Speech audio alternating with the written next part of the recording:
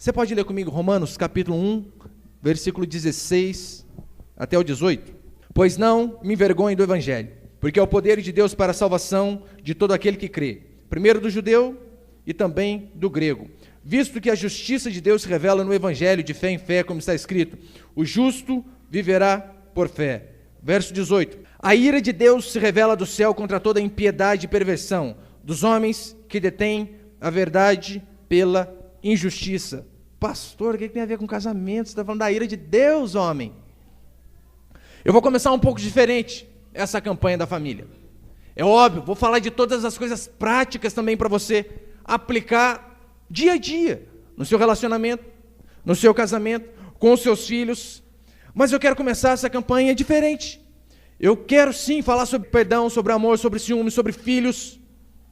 Mas se você não entende essa primeira mensagem, que é a mensagem do evangelho, todas as outras mensagens que virão na sequência não funcionarão para você. Ou você conseguirá aplicar de forma temporária, e depois você não vai conseguir. Porque se eu e você não entendemos a mensagem do evangelho para as famílias, não vamos conseguir ser um marido melhor, não vamos conseguir ser uma esposa melhor, não vamos conseguir educar os nossos filhos segundo a palavra do Senhor. Então é importantíssimo que você entenda, em primeiro lugar, que você precisa saber do que é o evangelho. Se você não sabe, não há casamento que se sustente, não há filhos que se sustente sem a verdadeira pregação do evangelho. Infelizmente, a instituição família tem se deteriorado a cada dia. Você pode ver até leis que estão sendo, ou pelo menos tentando aprovar, é para acabar com a família. É união homoafetiva, é várias coisas, para tirar aquele senso de pai e mãe, de marido e mulher. Esse tempo atrás, eu estava vendo uma reportagem sobre, no Rio de Janeiro, se eu não me engano, o primeiro casamento, eu não sei, até esqueci o termo, mais 3, um homem e 2 mulheres. Primeiro casamento no Brasil, tem alguns países que já tem, e o primeiro no Rio de Janeiro. Daí você pensa, isso aí são os homens. Sim, mas tudo para tentar deturpar essa formação que nós aprendemos desde o nosso Deus, quando Ele criou o mundo. De família, homem e mulher. E nós vemos, infelizmente, não só no meio ímpio, mas até dentro da igreja, a quantidade de divórcios absurdas que crescem a cada dia. Vi uma pesquisa recente que diz o seguinte: 25% dos casamentos dos ímpios terminam em divórcio. De cada 4, 1 termina em divórcio. E a proporção na igreja evangélica, ou que se diz cristã, é exatamente a mesma. 25%. Os crentes estão com o casamento igual de ímpio. Não tem diferença nenhuma. A diferença é que um vai para uma igreja num dia, um vai para um centro num dia, e o outro vai para a igreja de crente no outro dia. Mas continuam perdidos, casamentos terríveis.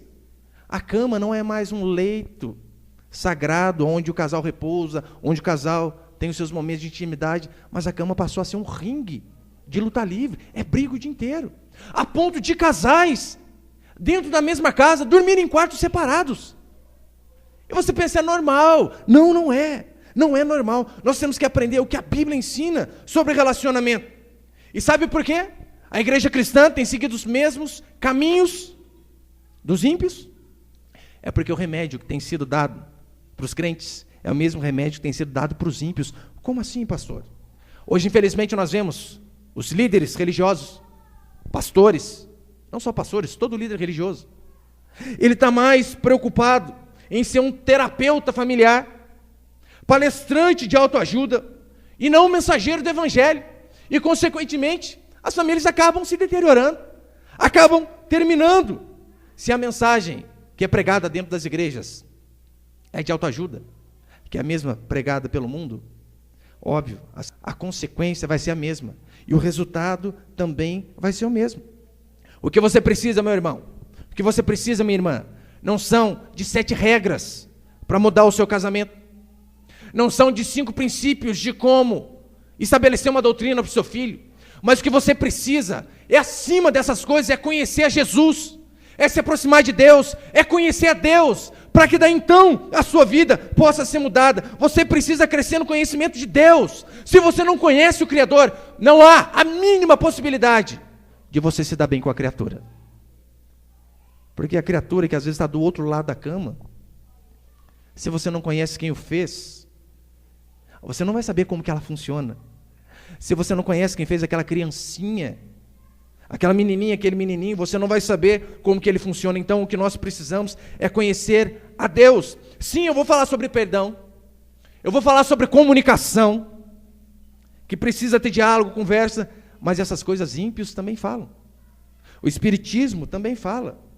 Mas o Evangelho vai muito além de um ajuntamento de regras. O Evangelho vai muito além de um ajuntamento de doutrinas. O Evangelho é a mensagem que nos leva de volta para Deus. O Evangelho é a mensagem que nos faz conhecer a Deus. Haja visto que a palavra religião significa religar. Religar quem? Nós, seres humanos, a Deus.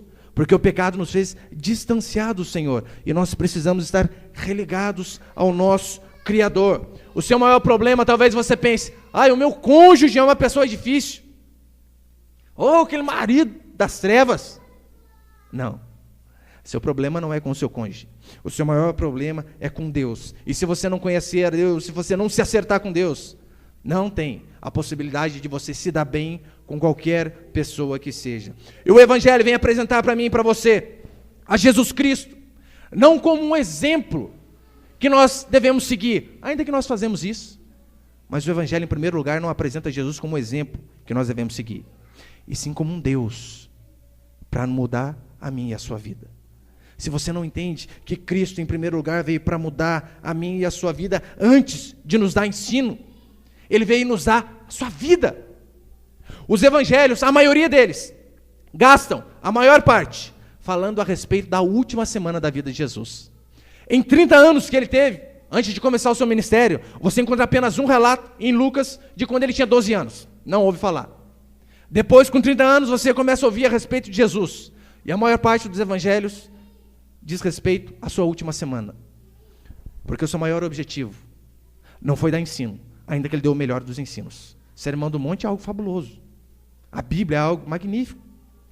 Mas o maior objetivo de Jesus, em primeiro lugar, foi dar a sua vida por mim e por você. E você precisa entender que se você não conhece a Cristo, não há possibilidade de você se dar bem com qualquer pessoa que seja. Sim, vamos falar, como eu disse, sobre perdão, sobre paciência. Mas o seu problema não é falta de paciência.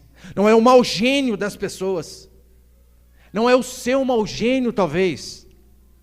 Mas é que você precisa conhecer a Cristo, para que daí então você consiga vencer essas coisas. É só Jesus Cristo, é só Ele.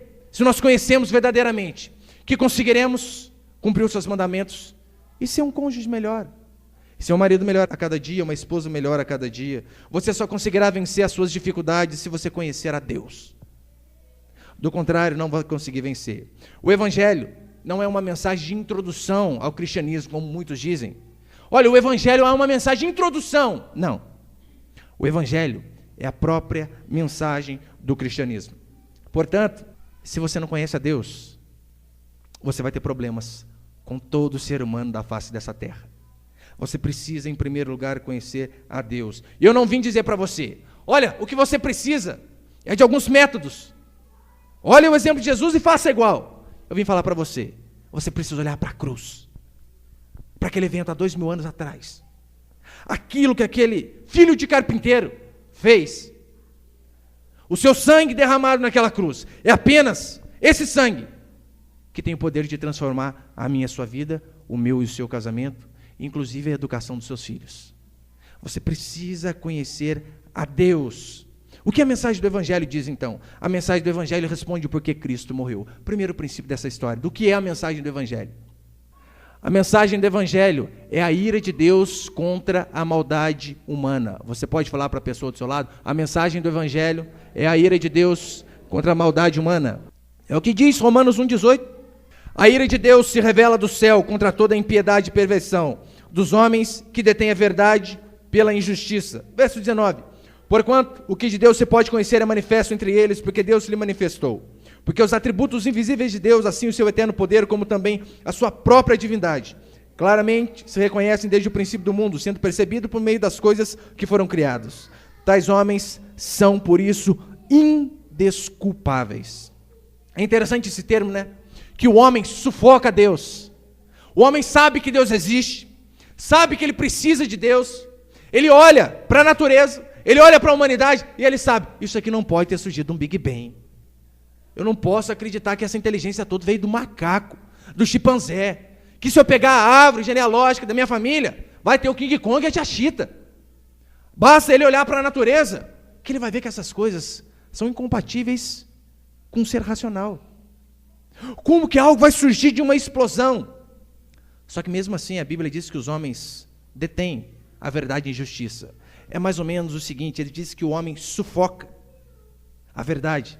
Ele sabe o que é correto, só que ele dá um jeitinho de colocar para debaixo do tapete. Mas pastor, por que Cristo morreu então? Cristo morreu para que a ira de Deus fosse aplacada, diz a Bíblia. Só tinha uma forma no Antigo Testamento da ira de Deus ser aplacada. O povo pecava, e então um cordeiro era sacrificado, o sangue dele era derramado, e assim Deus passava a sua ira. Era aplacada, só que aquelas coisas eram apenas símbolos do verdadeiro cordeiro que viria.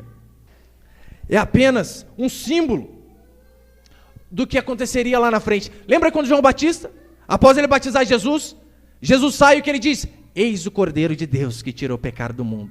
Então Jesus, em primeiro lugar, morreu para que nós pudéssemos ter paz para com Deus, para que a ira de Deus pudesse ser aplacada. O Evangelho, como muitos pensam, não começa com Jesus te ama e vai dar tudo certo. Não! O Evangelho começa, você está debaixo da ira de Deus. E se você não se arrepender e crer na cruz de Cristo, a ira de Deus vai ser derramada sobre a sua vida. Daí depois que a pessoa entende essa mensagem, daí sim vem as boas novas, porque Evangelho significa boas novas. Mas o que adianta boas novas se você não conhece primeiro as más novas? O Evangelho, em primeiro lugar, fala da ira de Deus sobre o pecado humano. Pastor, mas a Bíblia diz que Deus é amor, que Deus é bom. E quem disse que isso é mentira? É a mais pura verdade. Pastor, então o senhor está errado, não é possível. Como que um Deus amoroso e bondoso pode se irar e derramar sua ira contra o pecador? Eu venho falar para você, justamente pelo fato de Deus ser bom, de Deus ser amoroso, que ele precisa se irar contra o pecado, senão ele não seria bom. Que é um exemplo bem claro para você entender. Imagina o seguinte, você está lá, você não é crente, você, mulher, e com 15 anos, você numa balada da vida, conhece um rapaz, só viu uma vez na vida, e engravida, com 15 anos, e você pensa, meu Deus, tudo que eu planejei, faculdade, estudo, tudo pelo ralo, acabou, tem uma criança dentro de mim agora, acabou com seus sonhos, com seus planos. Daí então chega uma pessoa diante de você e faz a seguinte sugestão, olha, por que você não aborta? Talvez você não ficaria tão brava, pensando no que você perderia lá na frente, você até pensa sobre essa questão. Mas vamos imaginar o seguinte, você tem 25 anos, casou na igreja, tudo certinho, orou para que Deus mandasse um marido bom para você, Deus respondeu a sua oração, e você se preparou, você fez tudo como manda as regras, casou, foi para a lua de mel, viveu um tempo com seu marido, planejou um filho, daí depois de uns 3, 4 anos casado, você diz, amor, está na hora, vamos ter um filho. Vocês então têm um filho, e você então engravida, e você vê a barriga crescendo, e você começa a comprar as coisas do quarto, você descobre que é menininho e compra tudo de azul, enfeita, bonitinho. Daí com 5, 6 meses, chega alguém para você diante de um sonho que você tem de ter um filho e diz o seguinte, por que você não aborta? Como que você ficaria se uma pessoa sugerisse para você o aborto nessa circunstância? Se você é um pouquinho ser humano igual eu, você iria rilhar os dentes contra essa pessoa. Porque quem ama a vida, odeia o aborto. E se nós, que somos seres humanos, nos viramos contra essas coisas erradas, por que Deus também não faria da mesma forma? É óbvio que Deus se ira contra o pecado. Essa é a prova de que Ele é bom. Se de fato eu e você somos pecadores, meus irmãos, sabe o que sustenta o meu e o seu relacionamento? Sabe o que sustenta o meu e o seu casamento? Diz a Bíblia que é o temor de Deus. Nós que somos pecadores, a única coisa que pode sustentar casamento de pecador é o temor de Deus. Olha o que diz Êxodo 20, 20. Respondeu Moisés ao povo, não temais, Deus veio para vos provar, e para que o seu temor esteja diante de vós, a fim de que não pequeis. Olha o que Deus diz. O temor dele tem que estar diante de nós. Porque o temor livra a mim e a você do pecado. Não vai falar, irmão. Você está lá, sua esposa fala um jeito meio atravessado com você. Se é homem, mais forte fisicamente, dá uma vontade de dar uma voada no pescoço dela ou não? Dá. Você acha que eu nunca tive vontade de mandar minha esposa lá de volta para Guará? Várias vezes, passar só de ida. Como diz Marco Feliciano, tchau, querida. Tive vontade também. Eu sei que ela teve muito mais que eu também. Só que o que sustenta o nosso casamento? O temor de Deus. De saber que um dia eu fiz um compromisso diante de Deus e diante de um tanto de irmãos, que eu ficaria com ela até o fim. Um dia eu prometi para os meus filhos, não vai chegar um dia em que vocês vão chegar em casa e a mamãe vai dizer para vocês, seu pai foi embora. Enquanto o papai estiver vivo, o papai vai estar debaixo do mesmo teto que a sua mãe. E sabe por quê? Eu exercito sempre cumprir com essa palavra, porque eu temo a Deus. Deus me livre de fazer algo errado. Mas olha o que diz Romanos 3, vai uma página para frente, por favor. Romanos 3:10. Como está escrito, não há um justo, nenhum sequer. Não há quem entenda, não há quem busque a Deus. Todos se extraviaram e a uma se fizeram inúteis. Não há quem faça o bem, não há nenhum sequer. A garganta deles é um sepulcro aberto, com a língua urda em engano, veneno de víbora está nos seus lábios. A boca eles a têm cheia de maldição e de amargura, são os seus pés velozes para derramar sangue. Nos seus caminhos há destruição e miséria. Desconheceram o caminho da paz. Daí depois ele conclui o porquê de tanta desgraça, tanta morte, miséria, o porquê de não haver paz. Verso 18. Não há temor de Deus diante dos seus olhos. Sabe por que muitos, na primeira briguinha, dizem tchau, querida, para a esposa? Tchau, querido, para o marido? Não tem temor de Deus. Porque se você entender o que é uma aliança segundo a Bíblia, você pensaria 10.000 vezes antes de romper uma aliança. Porque nós sabemos, quando uma aliança se rompe, não é apenas um anel que sai do dedo, não. Corações são despedaçados, crianças pagam o pato por causa de relacionamentos destruídos. E aqui nós vemos a descrição do casamento dos ímpios. Brigas, traição, falta de amor. Por quê? Porque não há um bom. Se não há um bom, eles não conseguem fazer o bem ao próximo. Muito menos a quem está do lado da cama. A boca deles, eles a usam para criticar, culpar, julgar. Veneno de víboras está nos seus lábios, diz Romanos. Os pés são rápidos para assistir novela, jogo de futebol e pornografia. Mas devagar para fazer o bem ao próximo. Nos seus caminhos não há tempo para crianças.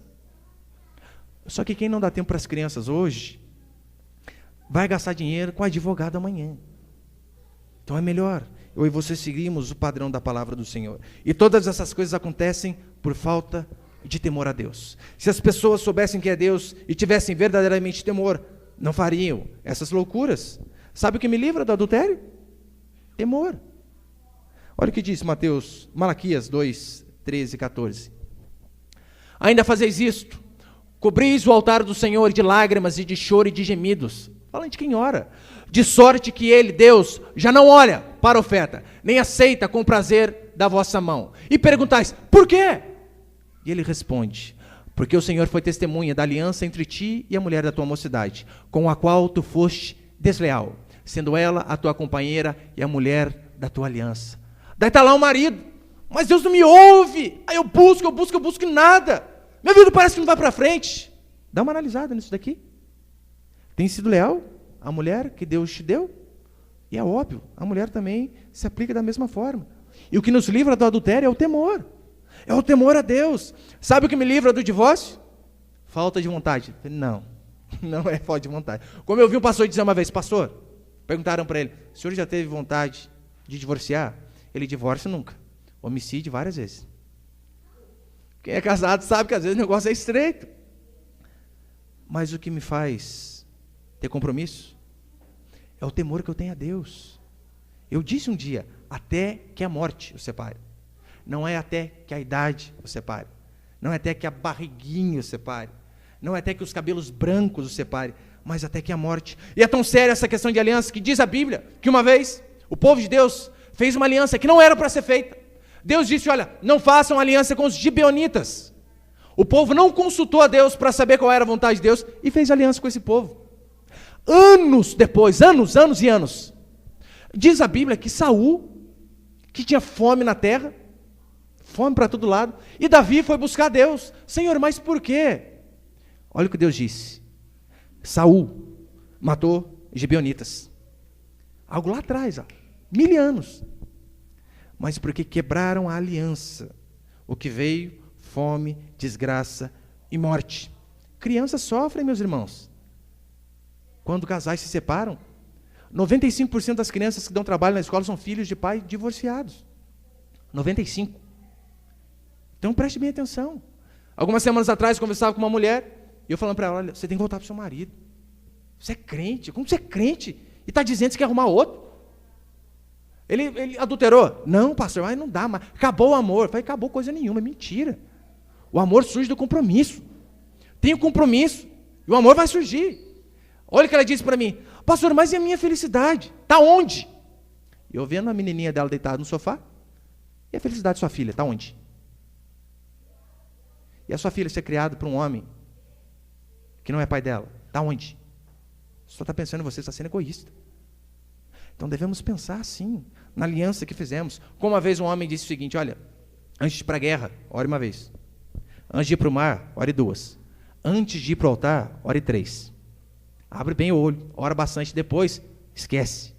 Vai até o fim. O temor de Deus nos livra da tentação sexual, como eu preguei domingo agora. Eu já vi um monte de gente dando dica, olha, dá uma apimentada no seu casamento, compra roupinha da Mulher Maravilha, aleluia. Benção, irmã, faz isso, é legal. É bom, realmente, dá uma apimentada mesmo. Só que no dia da tentação, o que vai sustentar você não é a lembrança da semana passada da sua esposa vestida de Mulher Maravilha, mas sim o temor a Deus.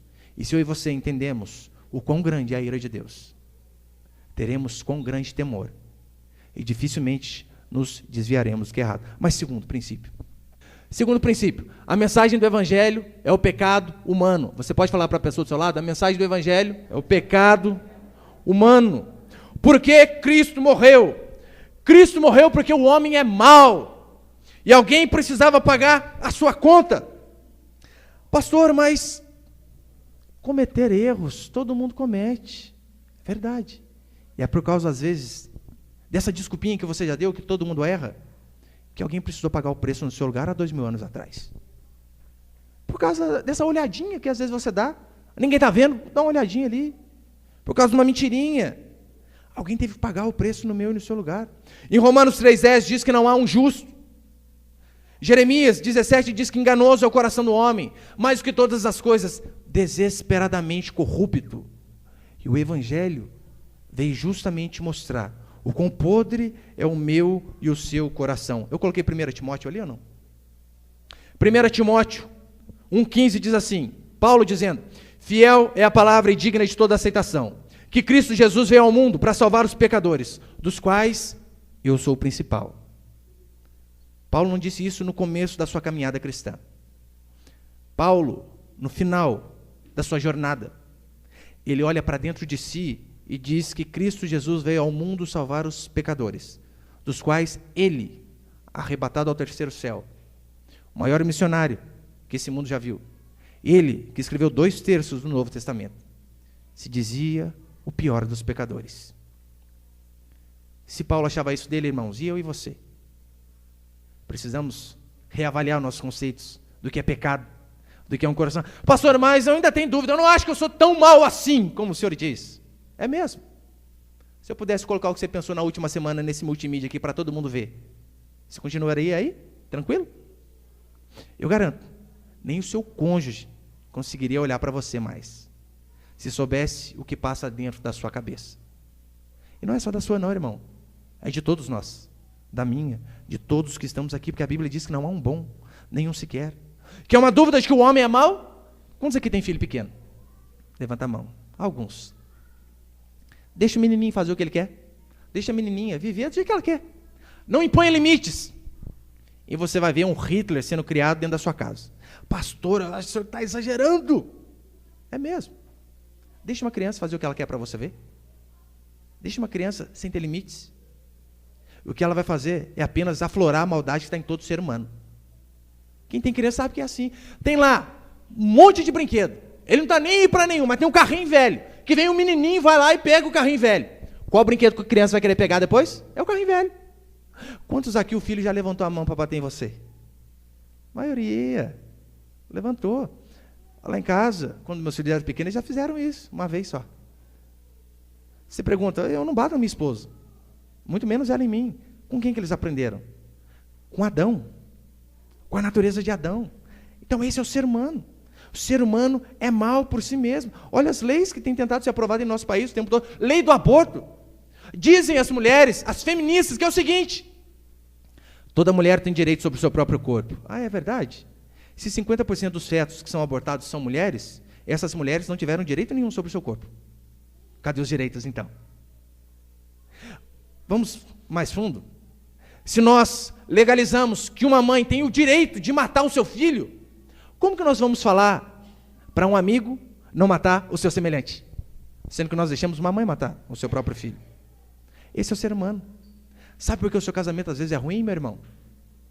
É porque às vezes você se acha demais.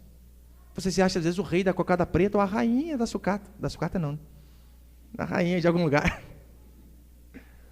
Você acha que você é demais. E, portanto, qualquer pessoa que está junto com você não é digna de você. O Cristiano Ronaldo é assim, sabia? Aquele rapaz, eu vou falar para você, gosta tanto dele, se você pudesse, acho que ele casava com ele. Qualquer jogadinha que ele fazia, ele cai no chão, já olha para o telão, para ver como que ele está na foto, se o cabelinho desmanchou. Mas o ser humano é desse jeito, se ama demais. E talvez o seu casamento não avança, porque você se tem autoestima também. Você precisa, meu querido, você precisa, minha irmã, em primeiro lugar, entender o quão pecaminoso e corrupto você é. Você precisa entender o quão mal você é. Pastor, mas como que eu vejo que eu sou pecador? Preciso ir para um motel? Não. Precisa ir para a Bíblia. Se você for para a Escritura, você vai conhecer o seu coração. Você não precisa se esborrachar por fora, para você então se conhecer por dentro. Você precisa saber que você é mau diante do que Deus diz que é bom. E se você se comparar com Deus, não com a Susana Richthofen, que ganhou indulto, né, saída do Dia das Mães, sendo que matou os pais. Você não tem que se comparar com ela, meu irmão. Você tem que se comparar com a palavra de Deus. Se você entende que você é pecador, sabe o que você vai fazer? A primeira coisa, você vai buscar Deus. Você vai saber que o seu casamento só pode permanecer de pé se você buscar Deus, se você conhecer a Deus, se você levar o seu cônjuge, seja sua esposa, seja seu marido, a buscar Deus. Você só vai conseguir ter uma família saudável e feliz se você ensinar os seus filhos a buscar Deus. E se você entende que você é pecador, você vai clamar a Deus todo dia: Deus, me ajuda porque eu não dou conta. Eu sou impaciente, eu sou nervoso, eu sou imoral, eu sou impuro, eu preciso do Senhor. Se você entende que você é pecador, você vai aprender a correr do pecado. É interessante, né, como eu preguei também esses dias. A Bíblia não diz resistir à tentação, mas sim, fuja. 1 Coríntios 6,18, fugir da impureza. 2 Timóteo 2,22, fugir das paixões da mocidade. E o maior exemplo que nós temos é José. Está lá a tentação dançando para ele. O que ele fez? Sou crente, nascido de novo. Não, correu. Porque ele sabia quem ele era. Quem sabe que é pecador não brinca com o pecado. Quem sabe que é pecador aceita ser cobrado. Que hoje em dia tem muitos casais que não aceitam. Está lá, está o marido, o zap, ele tem senha. E aquele monte de negócio lá, parece o Zorro. Para a esposa não ver. Que história é essa, irmão? Por que sua esposa não pode ver? Que história é essa, irmã? Seu Facebook com senha. Não, é uma só carne. É um só Facebook também. Ela tem que ver tudo. Deixa aberto lá. Quem tem medo de mostrar é porque está devendo. Deixa lá aberto para todo mundo, isso não vai ter problema nenhum. Quem entende que é pecador não tem medo de ser cobrado, porque entende que a cobrança, na verdade, faz bem. Oh, que bem que faz. Bem danado. Mas terceiro e último princípio para encerrar. A mensagem do Evangelho é a graça divina. Você pode falar para a pessoa do seu lado? A mensagem do Evangelho é a graça divina.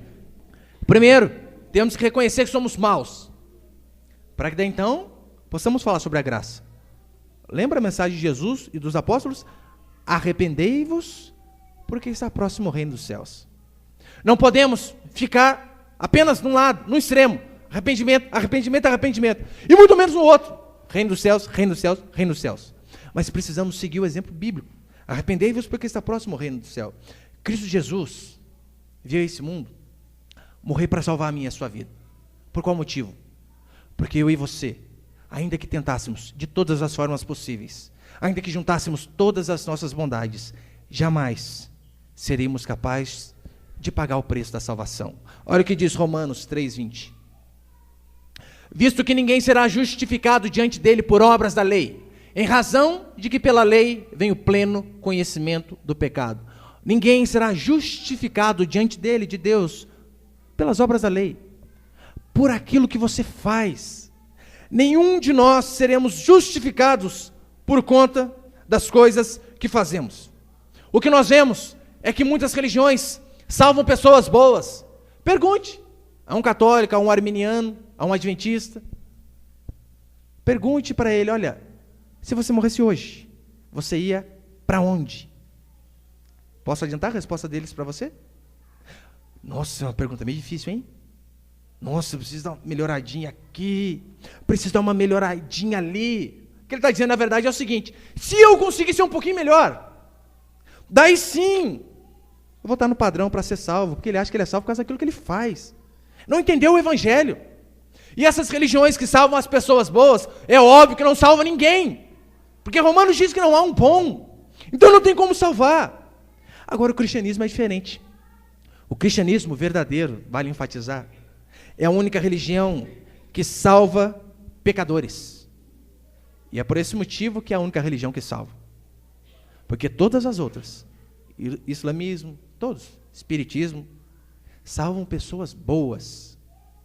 O cristianismo é o único que salva pecadores. É mais ou menos o seguinte: imagine que aqui tivesse um enorme buraco, e muitas pessoas estivessem lá embaixo, nesse buraco, sem conseguir subir, sem a possibilidade de subir com suas próprias forças. Sabe o que as religiões fazem?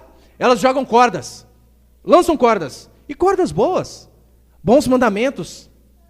Só que é o seguinte, elas pensam que elas jogando corda, você tem o poder de segurar e subir.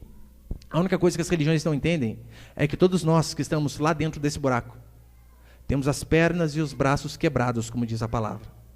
Pode jogar a corda que for, não temos a menor chance de conseguir subir, ainda que as cordas não sejam boas e resistentes. O cristianismo é diferente porque ele não joga uma corda para você, mas uma pessoa vai dentro desse buraco, põe você no ombro e sobe com você daquele lamaçal. Essa é a diferença básica do cristianismo para todas as outras religiões. Não é eu que vou a Deus, não é eu que alcanço o céu, mas um Deus lá do céu, do alto e sublime trono, vem até mim, pecador miserável que merecia ser condenado. E portanto é a única religião que salva. Qual a implicação prática disso, pastor, para nós encerrarmos? Por que eu preciso entender que eu sou pecador? Por que eu preciso entender primeiro essa mensagem da ira? Porque se você, meu irmão, entender que você é pecador, vai ser muito mais fácil de você entender a pessoa do seu lado que também é pecadora. Eu tenho um livro que o título dele é muito sugestivo: Quando Pecadores Dizem Sim, falando a respeito de casamento. E é fantástico. Só a capa do livro já tem essa mensagem. Olha, você precisa entender que você é pecador, está casando com outra pessoa tão pecador quanto. Agora, se você entende o quanto você é mau, você vai ser uma pessoa grata. Porque pessoas que são ingratas não podem ser felizes. Agora, quando você entende a sua pecaminosidade, você consegue ter mais paciência. Você consegue ser grato pelas coisas. Quando você entende que você é pecador, daí sim você consegue entender o que é perdoar.